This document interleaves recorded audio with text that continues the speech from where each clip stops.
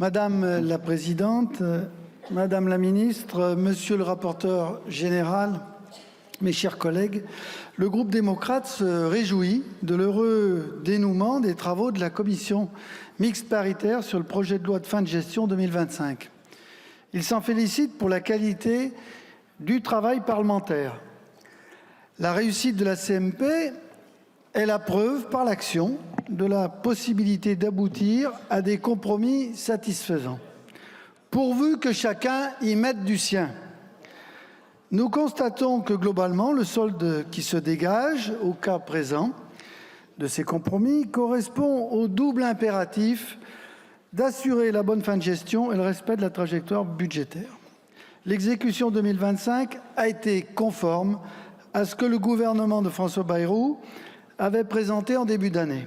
La démonstration que ce premier compromis trouvé par le Parlement a été utile. Je ne peux revenir sur l'ensemble des points d'accord qui ont été dégagés au cours des travaux de la CMP et qui ont été rappelés par notre rapporteur général.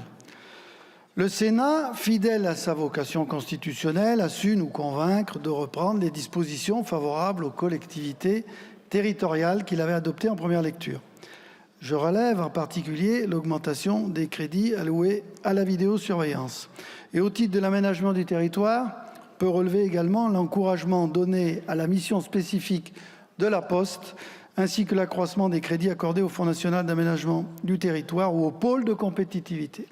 Je mentionnerai de même la hausse des crédits destinés à préserver le pouvoir d'achat et la solidarité, en particulier par l'ajustement de la prime d'activité et l'allocation aux adultes handicapés, une hausse à la fois bienvenue et nécessaire, comme l'est tout autant indispensable le soutien à l'effort de défense nationale.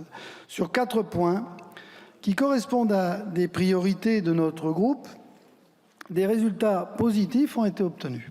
Nous avons soutenu par exemple l'amendement de nos collègues socialistes en faveur de l'aide publique au développement, le maintien des ressources des chambres de commerce et d'industrie, que nous avions fermement demandé en première lecture à l'Assemblée, a été assuré. J'avais fait adopter d'ailleurs avec plusieurs collègues en première lecture un amendement en faveur des associations accompagnant les femmes victimes de violences. Un amendement de même inspiration a été adopté en commission mixte paritaire. Enfin, vous me permettrez d'évoquer un sujet qui m'est cher, ainsi qu'au président de notre groupe, Marc Fesneau, notre forêt, cette forêt française qui est en première ligne du combat pour l'adaptation climatique en métropole et en outre-mer. Nous avons proposé un amendement destiné à encourager son adaptation à ces difficultés par un soutien résolu à l'ONF, mais aussi un accompagnement des propriétaires forestiers privés. Il a été retenu et nous nous en réjouissons, car cette adoption va permettre la continuité des engagements pris depuis 2022 pour soutenir les maillons stratégiques de la filière bois, pour assurer la planification écologique en préservant mieux la biodiversité forestière.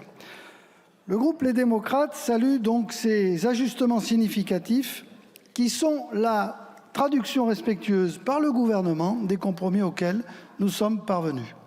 Pour autant, nous sommes conscients qu'il ne faudrait pas en exagérer la portée.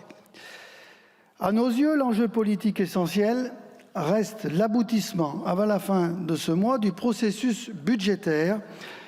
C'est une étape indispensable pour notre crédibilité vis-à-vis des investisseurs et notre capacité à réduire les taux d'intérêt et, au-delà, pour nous assurer la maîtrise de notre destin collectif. Nous souhaitons donc que la démarche transpartisane et l'esprit de compromis qui ont pu présider aux travaux de la CMP retrouvent ici toute leur vigueur au moment de ces discussions essentielles.